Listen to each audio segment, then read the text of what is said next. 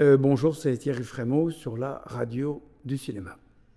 Bonjour Thierry Frémaux, Bonjour. bienvenue sur la radio du cinéma. Dans les séquences des Frères Lumière, est-ce qu'il y en a une dans ce que vous avez visionné qui vous a particulièrement touché, particulièrement ému? Oui, il y en a une là qu'on a inclus dans le film. Alors, encore une fois, ce sont des vues de 50 secondes. Le projet étant de les assembler pour faire un long métrage. Et il fallait les classer, il fallait les thématiser. Elles se thématisaient toutes seules d'ailleurs. Finalement, c'est presque ces films-là, ces petits films-là qui se sont fait sélectionner. Et il y en a une, oui, qui représente un Pierrot. Un Pierrot comme le Jean-Louis Barrault des Enfants du Paradis. Et on n'attend pas du tout ça chez Lumière. Lumière, c'est vrai que c'est le cinéma très naturaliste, très réaliste. Et tout à coup, ils ont aussi fait ça. On savait que le cliché qui a la vie dure, hein, entre Lumière documentariste et Méliès fiction, n'est pas le bon. Mais même à l'intérieur du style Lumière, on trouve des choses extrêmement artistiques qui sont encore plus touchantes. Parce que ça veut là aussi dire que, évidemment, ils disaient, bon, tout est filmable. Eh ben, ça, c'était filmable aussi.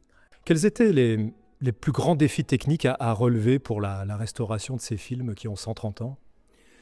Alors d'abord, les films avaient été restaurés il y a 30 ans pour le centenaire du cinéma, mais ils avaient été restaurés de façon chimique, argentique.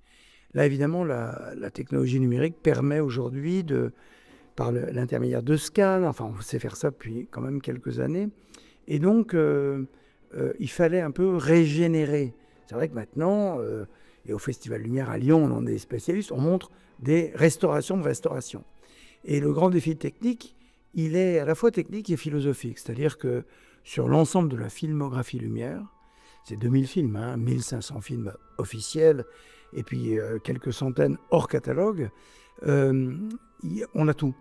Et comme on a tout, il faut veiller sur ce patrimoine de l'humanité. On est dans une région où, pas très loin d'ici, à la grotte Chauvet. C'est l'endroit du monde où les gens se sont représentés sur des murs par des peintures. Et ben, le cinéma, c'est pareil. Et le cinéma de Lumière, a fortiori. C'est la première fois, ou globalement la première fois, parce qu'il y avait beaucoup d'inventeurs, mais là, on parle du cinéma de Lumière, c'est la première fois qu'ils se sont représentés comme ça. Et donc, ce patrimoine, il faut veiller sur lui, il faut le conserver, il faut le restaurer, il faut veiller à ce qu'il est arrivé encore jusqu'à nous 130 ans plus tard, et bien que ça continue, si j'ose dire, pour les siècles à venir. C'est marrant que vous parliez de la grotte Chauvet parce que lorsque j'ai lu votre livre, j'ai eu le sentiment que vous étiez comme on dit, un inventeur dans le sens des découvreurs comme la grotte Chauvet, un mélange d'émotion, d'émerveillement et d'excitation aussi. Oui, c'est vrai qu'on emploie le mot inventeur pour ceux qui découvrent des grottes. Et nous, on a découvert ou redécouvert, mais en tout cas réinventé ce lieu qui est la rue du premier film, qui est cet endroit particulier sur cette planète, parce que par définition, une rue du premier film, il n'y en a qu'une. Musique, peinture, littérature, on ne sait pas où ça a été inventé, puis on ne saura jamais. Le cinéma, on sait, c'est là-bas. Et c'est pas rien quand même. C'est là que ça commence. Plus que seulement faire un film pour s'essayer. Ils ont fait plein d'autres films tout de suite, très rapidement. Et ils ont très rapidement recruté des opérateurs et les envoyé à travers le monde. Donc même le caractère universel du cinéma, on se parle aujourd'hui alors qu'on vient d'apprendre la liste des nominations des Oscars, c'est-à-dire avec plein de films étrangers venus du monde entier, ça aussi, ça a été un projet Lumière. C'est-à-dire le cinéma sera fait pour être universel. Comment conciliez-vous votre amour pour le cinéma d'hier et votre regard sur, on en parlait, l'évolution numérique de cet art? À la fois je partage et puis à la fois j'assemble. C'est-à-dire que je partage, je suis comme tout le monde, parfois j'ai envie de voir un film ancien, puis parfois non, j'ai envie de voir un film très contemporain. Il se trouve que moi j'ai une place très privilégiée puisque je suis à la fois sur la Croisette avec le cinéma très contemporain de Cannes et puis rue du premier film avec un lieu de patrimoine. Ça m'a été utile d'ailleurs dans mes premiers pas de sélectionneur parce que j'ai une manière de réfléchir sur le cinéma qui vient de la cinéphilie. Non pas j'aime pas. Nous, on arrivait après les grandes bagarres. Donc, les grandes bagarres, était plus pour nous et on n'était pas dans le j'existe à travers ce que je peux raconter sur un film afin de valoriser mon propre savoir. Par contre, avec la cinéphilie, comment on parle? On dit ce film c'est ça, c'est telle photo, telle mise en scène, tel dialogue, tel comédien. Alors que c'est vrai qu'en cinéma contemporain, a fortiori quand on est à Cannes, dans l'espèce d'effervescence de l'actualité cinéma qu'il y a là-bas, on a un peu tendance à être dans le j'aime pas. Mais c'est peut-être pour ça que les sélections, année après année, finissent par tenir le choc, parce qu'on a une manière de voir le cinéma d'aujourd'hui qui vient de la façon dont on aime et dont on connaît le cinéma. C'est pas vrai qu'on peut être un bon critique en ignorant tout du passé. Au contraire. Vous parlez dans vos écrits, dans les films, de la responsabilité qu'implique la préservation du patrimoine cinématographique. Est-ce que c'est pour vous presque une mission, la mission de votre vie? Est-ce que Lyon, par exemple, doit être le garant de ce patrimoine?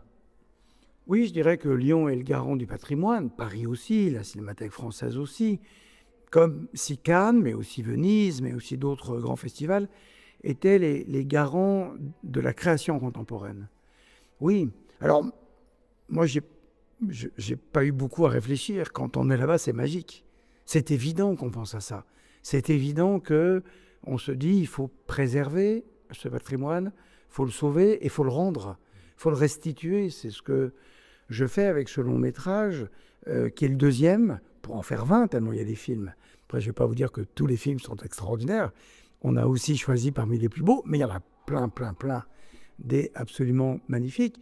Mais il est sûr que vous sentez cette responsabilité-là. C'est pas rien quand même, hein, de se retrouver là. Moi, quand j'ai connu la rue du premier film, le hangar n'était pas sauvé. C'était un endroit où les voitures venaient faire leur vidange.